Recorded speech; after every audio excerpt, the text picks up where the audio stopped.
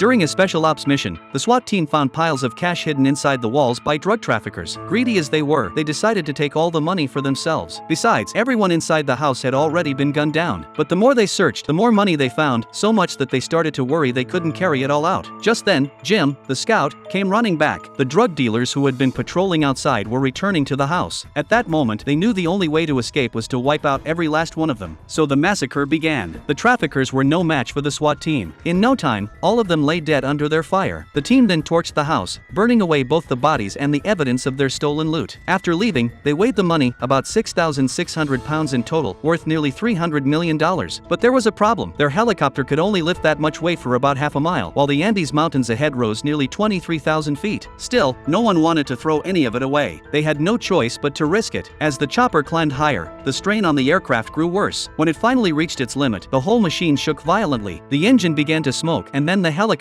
went into a steep dive. The pilot shouted they had to dump the money, but the release mechanism jammed. Jim climbed out of the cabin and kicked it loose. The bundles of cash fell straight down, smashing into a village's coca fields. The chopper still crash-landed, though it didn't explode. Everyone survived with only minor injuries, but the villagers quickly discovered what had dropped onto their crops, bags of US dollars. The SWAT leader promised to compensate them for their losses. The villagers, however, had no intention of returning the money. Some even pulled knives on them. The team immediately shot several of them dead. Later, they met with the village chief. They offered him $10 million in exchange for his cooperation and 5 mules to carry the cash. But just as they reached the edge of the village, a man blocked their path. One of the men they had killed earlier was his father. Luckily, the chief ordered him to stand down, and he stepped aside, though revenge had already taken root in his heart. As they pushed through a narrow mountain trail, the ground suddenly gave way. One mule tumbled down, along with $50 million in cash. Soon after, gunfire erupted. They couldn't pinpoint where the shots were coming from. The captain managed to climb higher ground and took down the shooter. But that same vengeful man appeared behind him and shot the captain in the head. The surviving teammates began arguing. They realized they should never have let greed drive them this far. In the end, they threw the rest of the money into a canyon and carried their fallen leader back home.